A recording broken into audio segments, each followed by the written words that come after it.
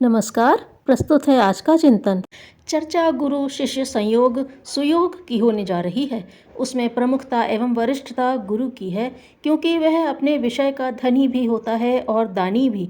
इतिहास साक्षी है कि जहाँ कहीं जब कभी कोई महत्वपूर्ण प्रसंग सामने आया है, तब उसमें गुरु की प्रत्यक्ष या परोक्ष भूमिका अपना चमत्कार प्रस्तुत करती दिखाई दी है।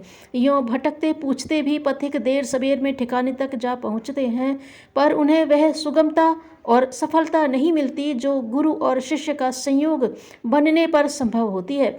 इस तथ्य को समझते हुए निराश एकलव्य को द्रोणाचार्य की प्रतिमा मिट्टी से बनानी पड़ी थी।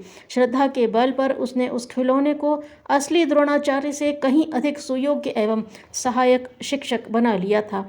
विश्वामित्र यज्ञ रक्षा के बहाने राम लक्ष्मण को अपने तपोवन में ले गए थे। वहां उन्हें बला और अतिबला, गायत्री और सावित्री की रहस्यमयी जानकारी दी थी। फलतः सीता स्वयंवर जीतने, लंका विजय करने, राम राज्य की प्रतिष्ठा करने एवं भगवान कहे जाने की स्थिति तक वे जा पहुँचे थे। ऐसा सुयोग भरत शत्रुघ्न को नहीं मिला था। उन्हें सामान्य स्थिति में रहना पड़ा, वे विश्वविख्यात न बन सके। नारद के परामर्श से भगीरथ गंगावतरण में प्रवृत्त हुए थे। उन्हीं का निर्देशन परशुराम को मिला था कि संव्याप्त अनीति के धुर्रे बिखेर दें। वे परामर्श मात्र देकर चले नहीं गए थे, वरन आदि से अंत तक उनकी साज संभाल करते और कठिनाइयों का समाधान करते रहे थे। नचिकेता ने यमाचार्य से पंचारिण विद्याएं प्राप्त की थी और वे उस आधार पर ऊर्जा विज्ञान की समग्रता एवं प्रवीणता उपलब्ध कर सके थे। गुरुकुल की महत्ता इसी दृष्टि से थी कि वहाँ पुस्तकें ही नहीं पढ़ाई जाती थी, वरन छात्र में नए प्राण फूंकने और तुच्छ से महान बनाने की प्रक्रिया भी संपन्न की जाती थी। भारतीय संस्कृति की पुण्य परंपरा में माता पिता के अतिरिक्त संरक्षकों की तीसरी पदवी गुरु की है। यही प्रत्यक्ष त्रिदेव हैं।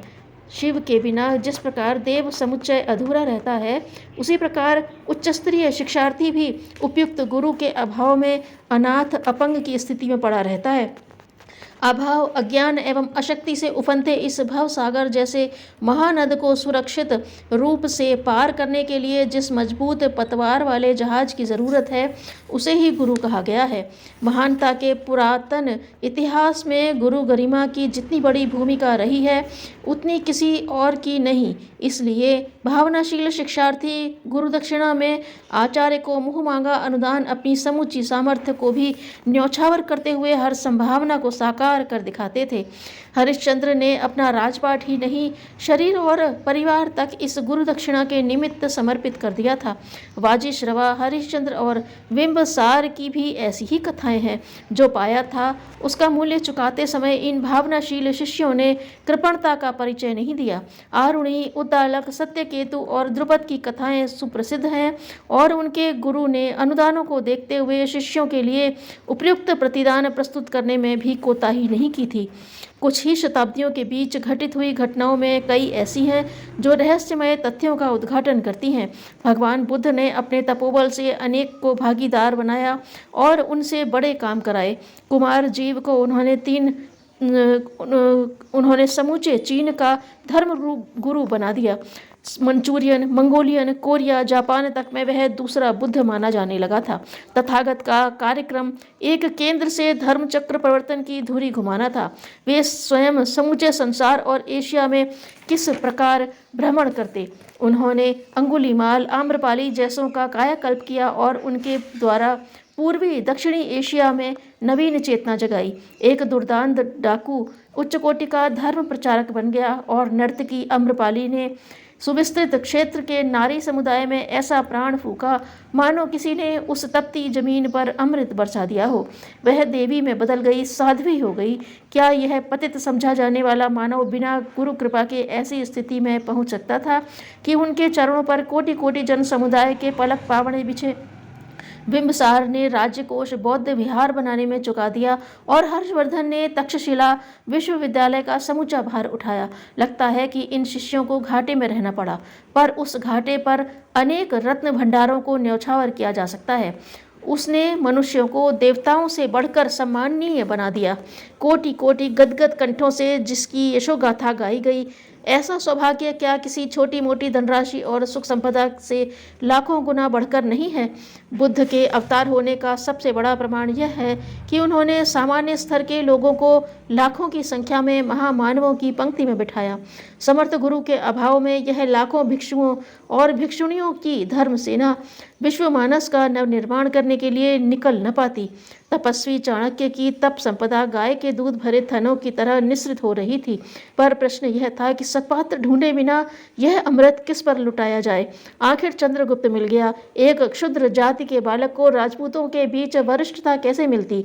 पर चाणक्य की योजना, दक्षता और तप संपदा थी, जिसे लेकर चंद्रगुप्त भारत के गौरव में 4 चांद लगा देने में समर्थ हुआ। यह मिला तब था जब उसने अपने पराक्रम का लाभ अपने निज के लिए नहीं, समस्त राष्ट्र के लिए अर्पित करने का व्रत लिया और आश्वासन दिया था। समर्थ गुरु रामदास और छत्रपति शिवाजी की ऐसी ही गाथाएं हैं। गुरु ने शिष्य को और शिष्य ने गुरु को अपना निजत्व पूरी तरह समर्पित कर दिया था। रामकृष्ण परमहंस ने अपनी तप साधना विश्व संस्कृति में नई हलचल पैदा करने के लिए प्रदान की और शिष्य ने अनुभव किया कि उनके प्राण और शरीर में गुरु ही काम कर रहा है। उन्होंने संसार भर में रामकृष्ण मिशन मठों की स्थापना की। निजी महत्वाकांक्षा से प्रेरित होकर विवेकानंद नाम की एक कुटिया भी कहीं नहीं बनाई। आज ऐसे ही नेताओं का, शिष्यों का आवाहन हो रहा है, जिन्हें विपुल सहायता प्रदान करने के लिए देव सत्ता व्याकुल हैं। तलाशा उन्हें जा रहा है जो इस अनुदान को पाकर अपने को और गुरु परंपरा को धन्य बनाए। ढूंढना गुरु को नहीं, शिष्यों को इस तरह पड़ रहा है मानो भारत माता की बहुमूल्य रत्न राशि कहीं मिट्टी धूलि में गुम हो गई हो। यह तथ्य याद रखा जाना चाहिए कि टंकी में पानी जब तक भरा रहता है तब तक उसके साथ जुड़े हुए नल का प्रवाह चलता ही रहता है। बिजली घर के साथ जुड़े हुए बल्ब, पंखे, मोटर गतिशील रहते ही हैं। समर्थ गुरु सत्ता के साथ जो जुड़ सके उसे थकने, हारने या निराश होने की कोई आशंका नहीं। नेतृत्व के शिक्षार्थी किसी प्रकार हताश न हो, अपने आप को समर्थता के साथ जोड़े रहने का संकल्प भर सुदृढ़ बनाए रहें। सुदृढ़ स्वास्थ्य ही वह नींव है जिसके ऊपर सुदृढ़ राष्ट्र खड़ा हो सकता है। धन्यवाद।